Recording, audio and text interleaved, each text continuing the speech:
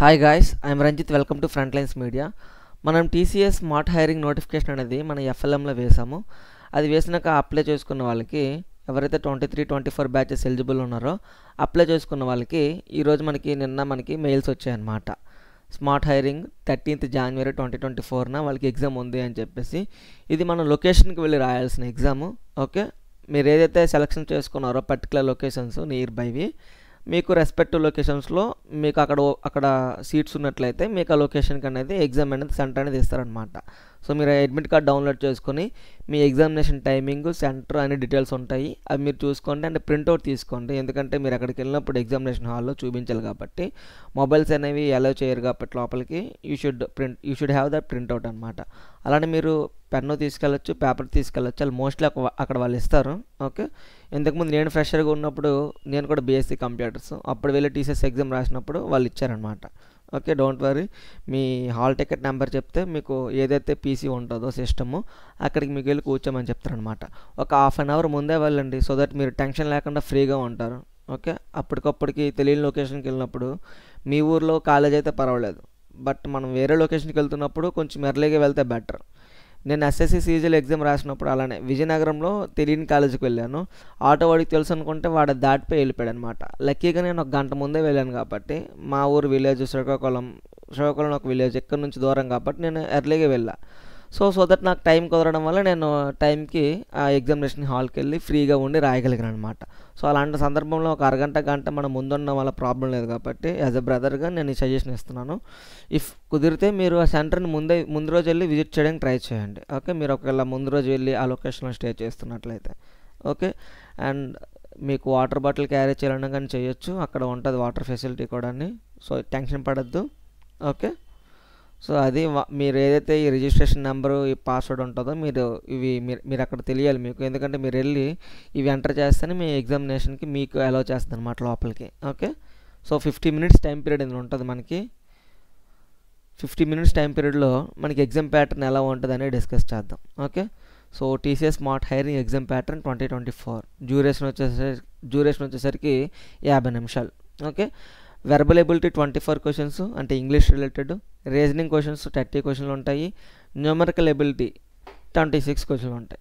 అసలు subjects ఏముంటాయంటే routine, ఏ company అయినా కానీ ఇవే ఉంటాయి కాన్సెప్ట్లు. అర్థమెటిక్ రీజనింగ్ అంటే అవే ఇవ్వాలి. ఇంగ్లీష్ అంటే ఆ టెన్సెస్, పారాగ్రాఫ్స్, ఆ ఎర్రర్ కరెక్షన్లు అవే ఇవ్వాలి. బట్ మళ్ళీ మీ సాటిస్ఫాక్షన్ కోసం చదువుతాను నేను.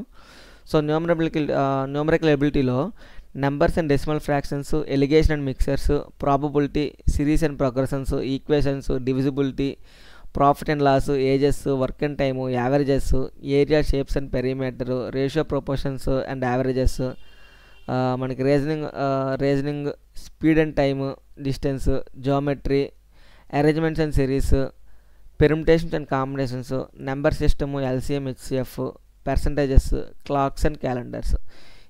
ఇక్కడ మనకి లైక్ ఒక డయాగ్రామ్ ఇచ్చి దానికి రిలేటెడ్ క్వశ్చన్స్ అవ్వడము, వెన్ డయాగ్రామ్ కట్టి ఇవ్వడము, పై చార్ట్ అవ్వడం, అలాంటి టైప్ ఆఫ్ ఉండొచ్చు. ఓకే, నెక్స్ట్ మనకి వెర్బల్ ఎబిలిటీ వచ్చేసరికి ఇంగ్లీష్. ఇందులో spotting errors, of course, antonyms, spellings, ordering of words, change of voice, verbal analogy, synonyms, sentence improvement, ordering of sentences, అదే jumble sentences, cloze test, one word substitutes, sentence formation, sentence correction, completing statements, paragraph formation, comprehension, idioms and phrases, change of speech, active voice, passive voice, direct speech ఉంటాయి కదా అవి. So ఏదన్నా కానీ English అంటే ఇంకా అవే వస్తాయి మనకి. రీజనింగ్ ఎబిలిటీ వచ్చేసరికి స్టేట్మెంట్స్ అండ్ ఆర్గ్యుమెంట్స్ ఉంటుంది. స్టేట్మెంట్స్ ఇచ్చేసరికి ఆర్గ్యుమెంట్స్ ఉంటాయి కదా, దానికి రిలేటెడ్ ఉంటుంది. 1 follows 2 follows ఉంటాయి కదా అది. నెక్స్ట్ డైరెక్షన్స్ మీద ఉంటాయి, సిరీస్ మీద ఉంటుంది, విజువల్ స్పెక్టికల్ రీజనింగ్ ఉంటుంది. Next figural and factual analysis ఉంటుంది, అనాలజీ మీద ఉంటాయి, కోడింగ్ డీకోడింగ్ ఉంటుంది, బ్లడ్ రిలేషన్స్ ఉంటాయి, పజిల్స్ మీద ఉంటాయి, logical Venn diagram based DA ఉంటుంది, స్టేట్మెంట్స్ బేస్డ్ లాజికల్ క్వశ్చన్స్ ఉంటాయి. ఓకే, డెసిషన్ మేకింగ్ ఉంటుంది, క్వశ్చన్స్ అండ్ వర్డ్ ప్యాటర్న్ ఉంటుంది, లెటర్ సిరీస్ రిలేటెడ్ క్వశ్చన్స్ ఉంటాయి. అంటే నెంబర్ సిరీస్ లాగే మనకి లెటర్ సిరీస్. ఇవి దాటి ఇంకా వేరే దానికి ఎక్కడికి వెళ్ళలేదన్నమాట, ఎందుకంటే ఇవే కాన్సెప్ట్స్ మొత్తం. ఓకే, సో ఇందులో మీకు ఆల్రెడీ అన్నీ వచ్చే ఉంటాయి, పెద్ద ఇవేం కాదు, అన్ని ఎగ్జామ్స్ ఇదే ప్రిపేర్ అవుతారు కాబట్టి. అగైన్ మన రిసోర్స్ indiabix.com ఈ వెబ్సైట్కి వెళ్తే మీ క్వశ్చన్లు అన్నీ ఉంటాయి. మీరు నచ్చినంత టైం మీరు ప్రాక్టీస్ చేసుకోవచ్చు. మీకు సాటర్డే ఎగ్జామ్ ఉంది కాబట్టి మంచిగా ప్లాన్ చేసుకోండి. అండ్ టీసీఎస్ స్మార్ట్ హైరింగ్ అనేది బీఎస్సీ వాళ్ళకి కాబట్టి మీరు దీన్ని తక్కువ చేసి చూడాల్సిన అవసరం లేదు. ఓకే, మోస్ట్లీ మీకు కోడింగ్ క్వశ్చన్స్ ఉండవు. టీసీఎస్ ఎన్క్యూటీలో అయితే కోడింగ్ క్వశ్చన్లు ఉంటాయి. లైక్ ఒక కోడింగ్ క్వశ్చన్ ఇచ్చేసి మధ్యన ఏదైనా వాళ్ళు లేపేసి అక్కడ ఏమొస్తుందని అడగచ్చు, లేదంటే ఒక స్నిప్పెట్ ఇచ్చేసి అవుట్పుట్ అడగచ్చు. అలాంటి టైప్ క్వశ్చన్లు ఉంటాయి. మీకు 90% ఉండవు. ఓకే, ఉన్నా కానీ you guys can crack as you are from BSc computers background కాబట్టి. సో 23-24 బ్యాచ్ అనేది ఇది మిస్ అవ్వద్దు. ఓకే, టీసీఎస్ స్మార్ట్ హైరింగ్కి మీకు తక్కువ శాలరీ ఉండొచ్చు స్టార్టింగ్. కాకపోతే మీరు ఇంటర్నల్కి వెళ్ళాక మీరు అక్కడ కొన్ని అప్స్కిల్ అయ్యి ఎగ్జామ్స్ అనేవి రాస్తే డిజిటల్ క్రాక్ చేస్తే మీకు 7 LPA అనేది అవుతుంది అనమాట. 7 to 8 LPA అనేది అవుతుంది.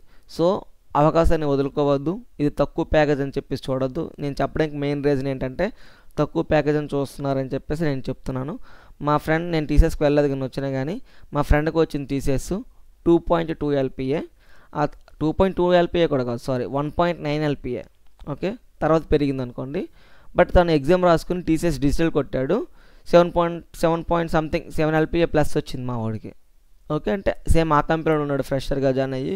అంటే స్కిల్స్ టైం అనేది మనం స్పెండ్ చేస్తే ప్యాకేజ్ అనేది మ్యాటర్ కాదు, ఆటోమేటిక్గా వస్తుంది. స్టార్టింగ్ ఐటీలోకి వెళ్ళడానికి ఒక ఆపర్చునిటీ అనేది, ఒక ఎంట్రీ అనేది మనకు అవసరం అని చెప్పేది నా పాయింట్. అది దృష్టిలో పెట్టుకొని ఈ ఎగ్జామ్ లైట్ తీసుకోకుండా సీరియస్గా రాయండి అని చెప్పడం నా ఉద్దేశం. సో కొంతమందికి దూరం లొకేషన్లు వచ్చాయి, కొంతమందికి ముంబై కూడా వచ్చింది. సో నా సజెషన్, పర్సనల్ సజెషన్ అయితే మీకు కుదిరితే వెళ్ళండి. లేదు బ్రో మాకు అస్సలు పాసిబుల్ లేదు అంటే లైట్ తీసుకొని కానీ మ్యాక్సిమం వెళ్ళడానికే ట్రై చేయండి. మీకు ఏ లొకేషన్ వచ్చినా కానీ వెళ్ళడానికి ట్రై చేయండి. ఏ ఆపర్చునిటీ మనకి ఎలా హెల్ప్ అవుతుందో తెలియదు. నేను మళ్ళీ చెప్తున్నాను, ఏ ఆపర్చునిటీ ఎలా హెల్ప్ అవుతుందో తెలియదు. అన్నిటికీ వెళ్ళండి, ఏది వదులుకోవద్దు. మీకు సాధ్యమైనంత వరకు మీ చేతిలో ఉంటే వదులుకోవద్దు అనమాట. So that's it from my end. Please do subscribe Frontlines Media. I'm Ranjith signing off. Thank you.